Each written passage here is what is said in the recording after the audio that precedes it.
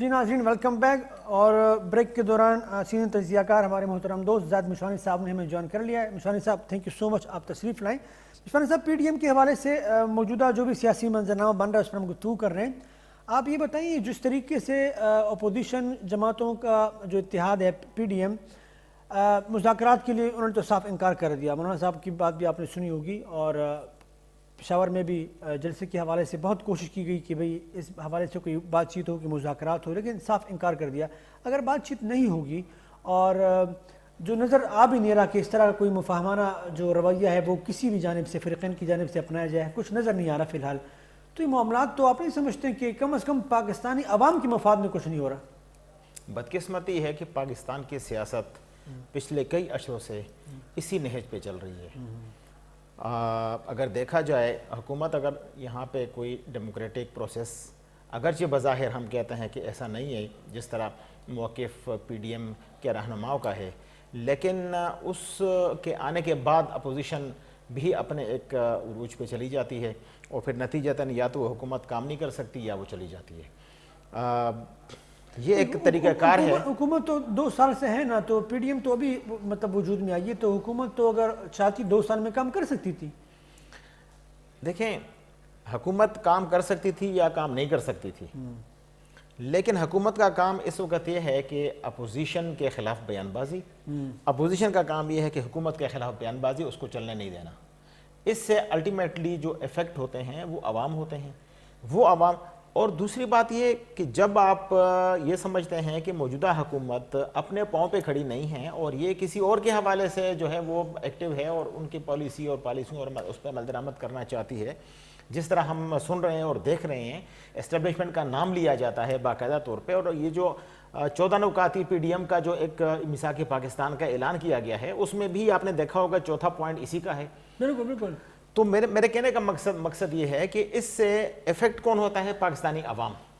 اب آپ کا سوال جو ہے, آپ کیا سمجھتے ہیں کہ ان دونوں میں مفاہمت ہونی چاہیے, حکومت اور اپوزیشن میں کوئی ایگریمنٹ ہونا چاہیے, اور پھر یہ کسی پوائنٹ پہ آ کے بیٹھ جائیں؟ ہرگز نہ کریں, لیکن حالات اس نہج تک نہ پہنچایا جائیں جہاں پر بات چیت یا مذاکرات کے دروازے بند ہو جائیں. عمران خان نے بالکل واضح طور پہ کہا ہے کہ کچھ بھی ہو جائے ان کو این آر او نہیں ملے گا, ان کی معافی نہیں ہوگی, ٹھیک ہے, ان کا لوٹا ہوا پیسہ بقول ان کے کہ ہم نے ان سے لینا ہے, تب ان کو ہم چھوڑیں گے. کب لینا ہے؟ تو کافی ٹائم ہو رہا ہے. لیکن یہ جو پی ڈی ایم کا ایک ماحول بنا ہے یا بنتا جا رہا ہے, آج تک مجھے ایک بات بتائیں کتنے پیسے ریکور ہو چکے ہیں؟ آدھا وقت حکمرانوں کا گزر چکا. ٹھیک ہے.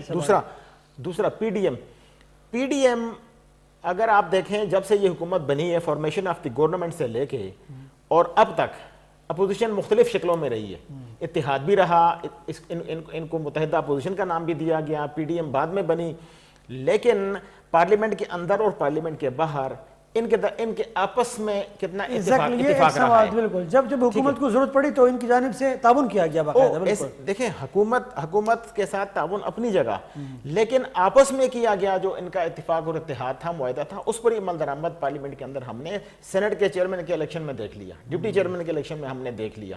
کمزوریاں تو ہیں بالکل. اب مسئلہ ان کے اندر یہ ہے, اس کے اندر یہ ہے کہ ریسنٹلی آپ نے دیکھا کہ محترمہ مریم نواز صاحبہ نے جو بیان دیا, تو کل ہی اس کے اوپر بات چیت ہوئی, اور اس پر انہوں نے کہا کہ ہم کوئی معاہدہ, کسی قسم کے مذاکرات, کوئی بات چیت نہیں کریں گے. 2 دن پہلے انہوں نے کہا تھا کہ اگر حکومت کو ختم کیا جاتا ہے اور ہمیں حکومت دی جاتی ہے تو پھر ہم اس پر بات کریں گے.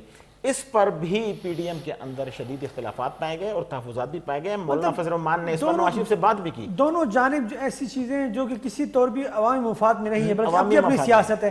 چلیں احسان صاحب کے پاس آنا چاہوں گا, لیکن شہاب الدین صاحب چونکہ فون لائن پر ہیں, ایک سوال ان سے پھر آپ کی جانب آنا چاہوں گا.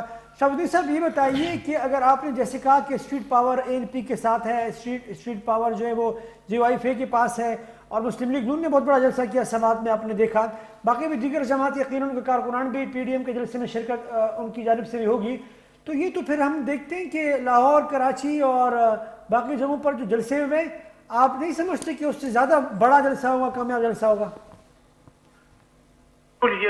یہ شامل جتنی بھی جماعتیں ہیں, مسلم لیگ نون ہے, جے یو آئی ہے, اے این پی ہے, قومی وطن پارٹی ہے, اور دوسری جو جماعتیں ہیں, سب کی یہی کوشش ہے کہ وہ خیبر پختونخوا میں ایک ایسی مثالی جلسہ کریں گے کہ وہ پی ڈی ایم کی جتنی بھی جلسے ہوئے ہیں ان کا وہ ریکارڈ توڑ دیں.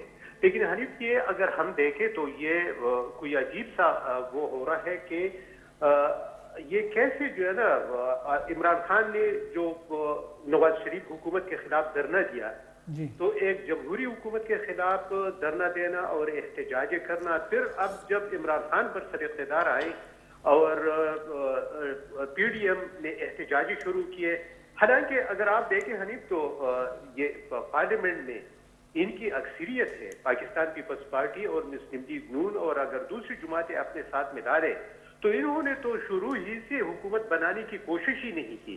وہ کیوں نہیں کی؟ وہ سارے پاکستان کے عوام کو پتہ ہے کہ انہوں نے حکومت پنجاب میں اور مرکز میں بنانے کی کوشش کیوں نہیں کی. اور اب جبکہ انہوں نے ان کا کہنا ہے کہ ہم اس حکومت کو نہیں چھوڑیں گے، اور مولانا فضل الرحمان تو بالکل حکومت کے جانے کے علاوہ کوئی اور بات پہ جو ہے نا وہ راضی نہیں ہے، اور نہ وہ کسی اور بات کو ماننے کے لیے تیار ہے. وہ ان کا تو کہنا ہے کہ وہ پی ٹی آئی حکومت کی چھٹی کر کے ہی رہیں گے.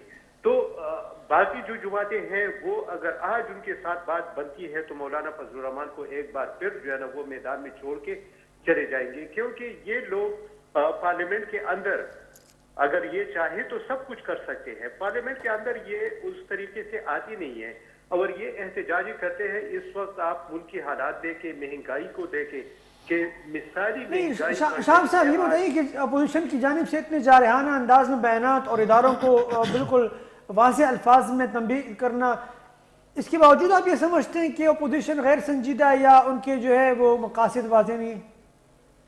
بالکل بالکل حنیف، یہ تو بالکل واضح ہے کہ اپوزیشن کے کیا اہداف کیا ہے، وہ کیا حکومت کے خلاف شاید سنجیدہ نہیں ہے. اگر میں یہ الفاظ اگر چینج کر لوں یہ ٹھیک ہے؟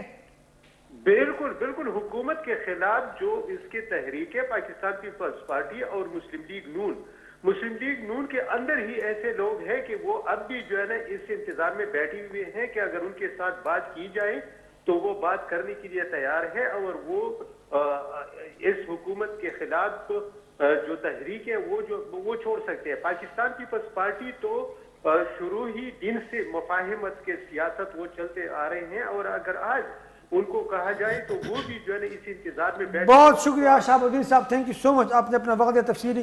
احسان صاحب، یہ جو اپوزیشن کے بارے میں جو تحفظات خدشات کا اظہار مشوانی صاحب نے بھی کیا، شہاب صاحب نے بھی کیا، آپ نے سنا، یہ وہ کمزوریاں ہیں جو کہ پاکستانی عوام کے لیے جو ہے وہ یہ غیر یقینی صورتحال کا باعث بنتے ہیں. وہ حیران ہو جاتے ہیں کہ یار اگر اپوزیشن کے رویے عملاً پارلیمنٹ میں جب اپوزیشن کی ضرورت پڑی، حکومت کو کسی اپوزیشن کی ضرورت پڑی تو وہ انہوں نے باقاعدہ اپنا کندھا ان کو فراہم کیا، اور جیسا انہوں نے ذکر بھی کیا، الیکشن ہوئے، ایکسٹینشن کا معاملہ تھا، باقی دیگر معاملات جو تھی FATF کا معاملہ تھا. تو پھر اگر یہ عمل کچھ کرنا چاہیں تو بہت کچھ کر سکتے ہیں، کیا وجہ ہے کہ کرتے نہیں ہیں؟ پھر اپوزیشن کا نیریٹو تو آپ سمجھ رہے ہیں، آپ نے سنا بھی ہے. یہ نیریٹو وہ ہے جس میں وہ اس بات کی طرف اشارہ کرتے ہیں کہ طاقت کہاں استعمال ہوتی ہے اور اس طاقت کے نتیجے میں کیا ہوتا ہے. انہوں نے اس کا اقرار بھی کیا، باقاعدہ پارلیمان کے فلور پہ کیا. اپوزیشن APDM کا جو آل پارٹی کانفرنس تھا اس میں نواز شریف نے اس بات کا اقرار کیا کہ بھئی کیا ہوا سینٹ کے اندر، بالکل کیسے ہوا. ان کا تو نیریٹو اس بنیاد پہ ہے، اس کو ہم ان کی کمزوری نہیں کہہ سکتے. وہ تو یہ بات کر رہے ہیں کہ بھئی یہ جو مینوپولیشن ہوتی ہے یہ کیسے ہوتی ہے اور کہاں سے ہوتی ہے اور کون کرتا ہے، اور پارلیمنٹ کے اندر بھی ہوتا ہے، پولنگ اسٹیشن کے اندر بھی ہوتا ہے.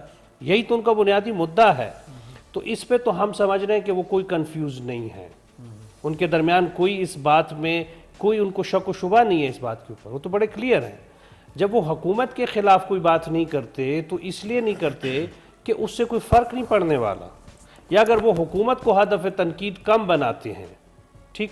پھر دوسری بات مشوانی صاحب نے کی کہ عوام کے حوالے سے، دیکھیں عوام کا بوجھ زیادہ اپوزیشن پہ نہیں ہوتا، وہ حکومت پہ ہوتا ہے. اگر یہ اپوزیشن اپنے جلسوں میں مہنگائی کی بات کر رہی ہے، بے روزگاری کی بات کر رہی ہے، لا قانونیت کی بات کر رہی ہے، بیڈ گورننس کی بات کر رہی ہے، تو میرا خیال ہے کہ وہ اپنا کام کر رہی ہے عوام کے لحاظ سے.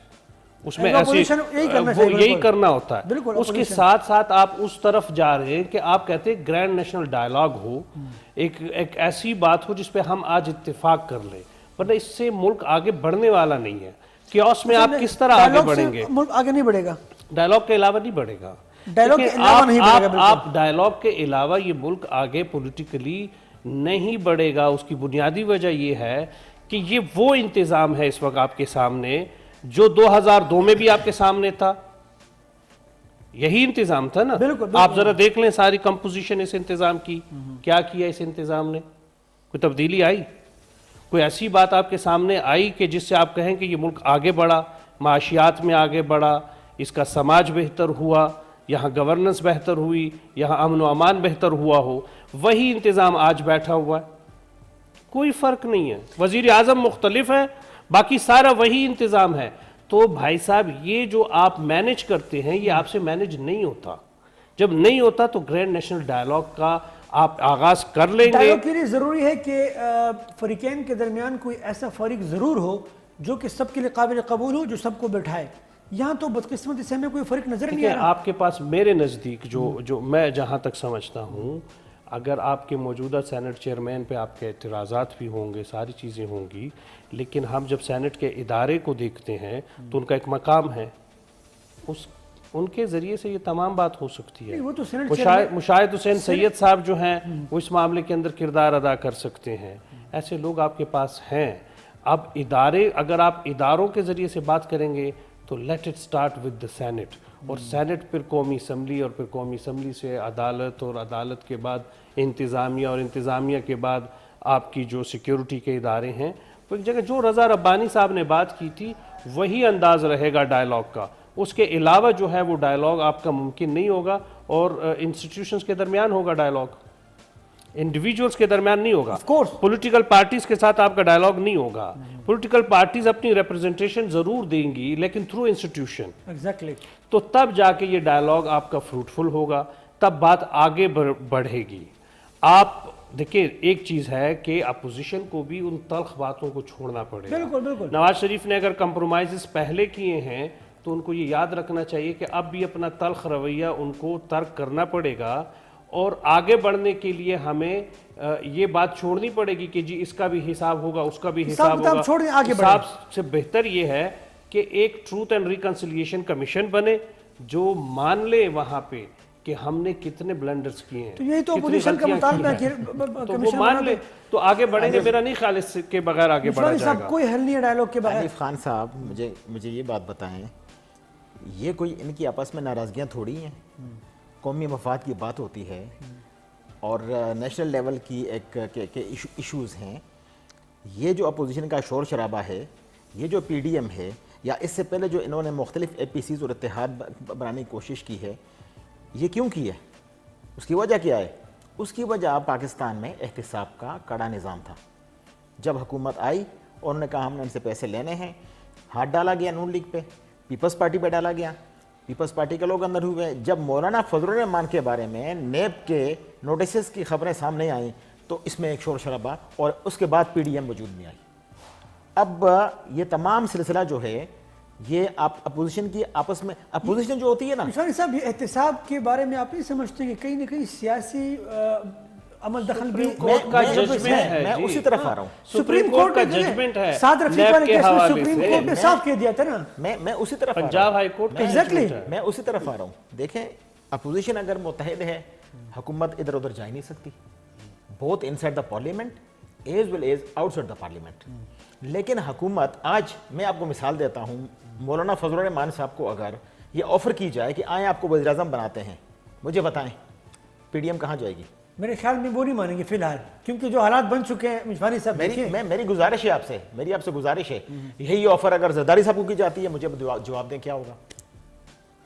بھائی نون لیگ کے اندر یہ تو ہمارا خیال ہے نا, حالات بدل خیال نہیں ہے. کیوں؟ پاکستان کی تاریخ ہم سے چھپی ہوئی ہے. امریکہ سے جو اندر خانے باتیں سیاستدانوں کی ہوتی چھپی ہوئی ہیں. آرمی چیف کے ساتھ جو گفتگو ہوئی ہے کیا آپ سے وہ چھپی ہوئی ہے اور الگ الگ کر کے؟ اور سپریم کورٹ اور نے میں آپ کو اندر ایک اور سپریم کورٹ نے نیب کے حوالے سے جو بات کی وہ میں آپ کو دیکھیں اسٹیئرنگ کمیٹی کا آخری اجلاس تھا جس کے بعد پی ڈی ایم کا اعلان ہوا. انہوں نے کہا بھائی اب پی ڈی ایم کی مرکزی سطح پر جو فیصلے ہوں گے اسی پہ ہوں گے. جب آخری اجلاس ختم ہوا اور اس کے اور پی ڈی ایم کی جو ہے نا اس کا مرکزی باڈی کا اعلان کرنا تھا کہ بھئی اب وہ اعلان کریں گے. اسٹیئرنگ کمیٹی کی آخری اس اجلاس کے بعد جو مرکزی ایک ان کا جو پلر ہے اس کو میں نے سائڈ پہ کر کے ان سے پوچھا, میں نے کہا بتائیں یہ بڑے بڑے جلسے تو ساری دنیا کرتی رہی ہے, آپ کو اظہر خان کے جلسے بھول گئے؟